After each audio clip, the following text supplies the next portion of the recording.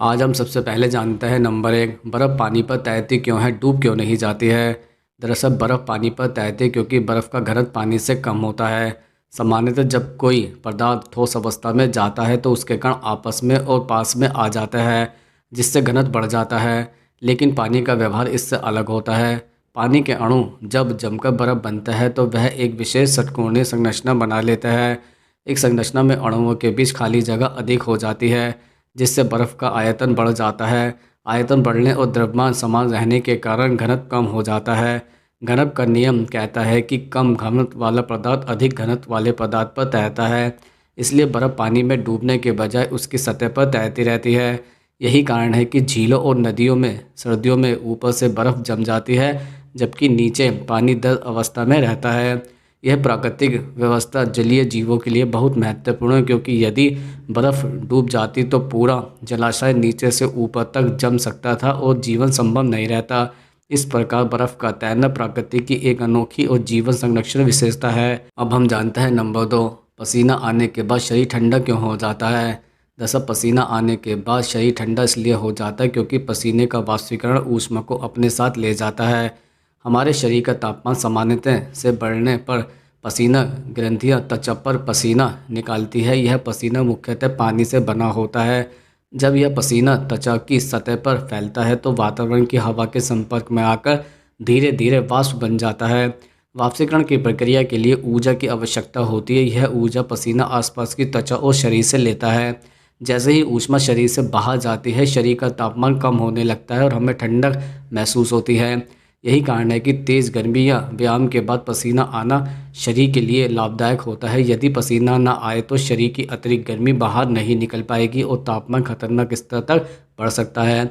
इसलिए पसीना आना शरीर की एक प्राकृतिक ताप नियंत्रण प्रणाली है, जो हमें गर्मी से बचाती है और शरीर के आंतरिक संतुलन को बनाए रखती है। अब हम जानते हैं नंबर 3, चाय में चीनी घुल जाती है लेकिन रेत क्यों नहीं। दरअसल चाय में चीनी घुल जाती है लेकिन रेत नहीं घुलती। इसका कारण दोनों पदार्थों की भौतिक और रासायनिक प्रकृति में अंतर है। चीनी के कण पानी में घुलनशील होता है। जब चीनी चाय में डाली जाती है तो उसके कण पानी के अणुओं के साथ आकर्षण बनाता है और धीरे धीरे टूटकर पूरे तरल में समान रूप से फैल जाता है। इस प्रक्रिया को घुलना कहा जाता है। रेत के कण मुख्यतः सिलिका से बने होता है, जो पानी में घुलनशील नहीं होता है। रेत के कण पानी के अणुओं के साथ वैसा आकर्षण नहीं बना पाते जिससे वह टूटकर घुल सके। इसलिए रेत के कण नीचे बैठ जाते हैं या तैरते रहते हैं लेकिन घुलते नहीं हैं। इसके अलावा तापमान का भी प्रभाव होता है। गर्म चाय में चीनी जल्दी घुलती है क्योंकि ऊष्मा से पानी के अणुओं की गति बढ़ जाती है। रेत पर तापमान का ऐसा प्रभाव नहीं पड़ता। इस तरह किसी पदार्थ का घुलना उसके कणों की प्रकृति और पानी के साथ उसके संबंध पर निर्भर करता है। अब हम जानते हैं नंबर 4, बिजली गिरते समय पहले रोशनी और फिर आवाज़ क्यों आती है। दरअसल बिजली गिरते समय पहले रोशनी और बाद में आवाज़ आने का कारण प्रकाश और ध्वनि की गति में अंतर है। जब बादलों में विद्युत विसर्जन होता है तो उसी समय तेज चमक और तेज आवाज़ दोनों उत्पन्न होती है। चमक प्रकाश के रूप में होती है, जबकि आवाज़ गर्जन के रूप में।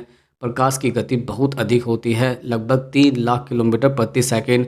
इसलिए बिजली की चमक हमारे आँखों तक लगभग तुरंत पहुंच जाती है। दूसरी ओर ध्वनि की गति हवा में लगभग 340 मीटर प्रति सेकंड होती है, जो प्रकाश की तुलना में बहुत धीमी है। इसी कारण से गर्जन की आवाज़ हमें कुछ समय बाद सुनाई देती है। अगर बिजली दूर गिरती है तो रोशनी और आवाज़ के बीच का अंतर ज़्यादा महसूस होता है। इसी अंतर के आधार पर हम अनुमान लगा सकते हैं कि बिजली कितनी दूर गिरी है। इस प्रकार रोशनी पहले और आवाज़ बाद में आने का कारण गति का अंतर है, न कि उनका अलग अलग समय पर उत्पन्न होना। अब हम जानते हैं नंबर 5, इंसान के लिए आँख झपकना ज़रूरी क्यों होता है। दरअसल इंसान के लिए आँख झपकना ज़रूरी होता है क्योंकि इससे आँखें स्वस्थ और सुरक्षित रहती है। आँख झपकने से पलकों के माध्यम से आँखों की सतह पर आंसू की एक पतली परत फैल जाती है। यह परत आँखों को नम रखती है और सूखने से बचाती है। अगर हम आँख न झपकाएं तो आँखों की सतह सूखने लगेगी, जिससे जलन, लालिमा और दर्द हो सकता है। इसके अलावा झपकाने से आँखों में गई धूल, मिट्टी या कण बाहर निकल जाता है। यह आँखों की प्राकृतिक सफाई प्रक्रिया है। आँख झपकना तेज़ रोशनी या अचानक किसी वस्तु के पास आने पर आँखों को सुरक्षा भी देता है। यह एक स्वचालित क्रिया है जो बिना सोचे समझे होती है। औसतन इंसान 1 मिनट में कई बार आँख झपकता है। इस तरह आग झपकाना दृष्टि को साफ रखने, आँखों को नुकसान से बचाने और उन्हें आराम देने के लिए आवश्यक है।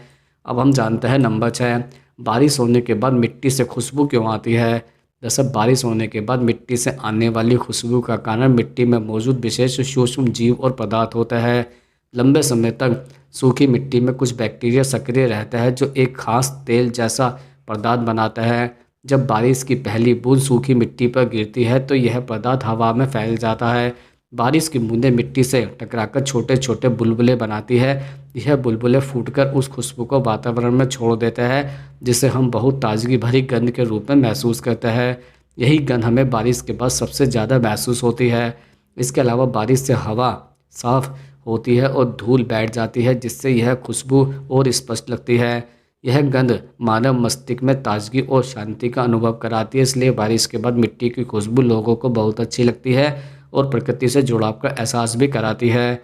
अब हम जानते हैं नंबर 7, इंसान को हवा दिखाई क्यों नहीं देती है। जैसे इंसान को हवा दिखाई नहीं देती क्योंकि हवा पारदर्शी होती है और उसमें रंग या ठोस आकार नहीं होता है। हमारी आंखें किसी वस्तु को तभी देख पाती है जब उस पर प्रकाश पड़कर हमारी आंखों तक लौटे। हवा के कण इतने छोटे होते हैं कि वह प्रकाश को रोकते या परावर्तित नहीं करते। हवा मुख्य रूप से गैसों का मिश्रण है, जैसे ऑक्सीजन और नाइट्रोजन। इन गैसों के कण बहुत दूर दूर होते हैं और आपस में ढीले बंधे होते हैं, इसलिए वह प्रकाश के साथ विशेष प्रतिक्रिया नहीं करते। हालांकि जब हवा के साथ धूल, धुआं या पानी की बूंदें मिल जाती है तब हमें हवा का बहाव दिखाई देने लगता है। उदाहरण के लिए तूफान या धुंध में हवा का असर दिखता है। इस प्रकार हवा स्वयं अदृश्य होती है, लेकिन उसके प्रभाव हमें महसूस होते हैं, जैसे ठंडक, दबाव और गति। अब हम जानते हैं सवाल नंबर 8, आईने में चीज़ें उल्टी क्यों दिखाई देती है।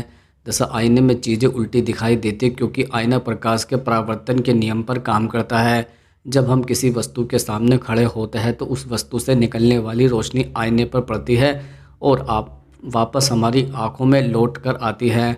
आईना वास्तव में ऊपर नीचे नहीं बल्कि आगे पीछे की दिशा को बदल देता है, यानी दाईं ओर की वस्तु दाईं ओर ही रहती है और ऊपर नीचे भी वैसा ही रहता है, लेकिन सामने और पीछे की दिशा बदल जाने से हमें लगता है कि प्रतिबिंब उल्टा है।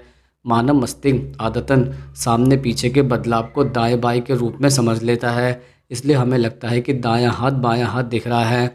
यह एक दृश्य भ्रम है, न कि वास्तविक उल्टाव। इस तरह आईने में दिखाई देने वाला उल्टा रूप प्रकाश का परावर्तन और हमारी समझ का परिणाम है।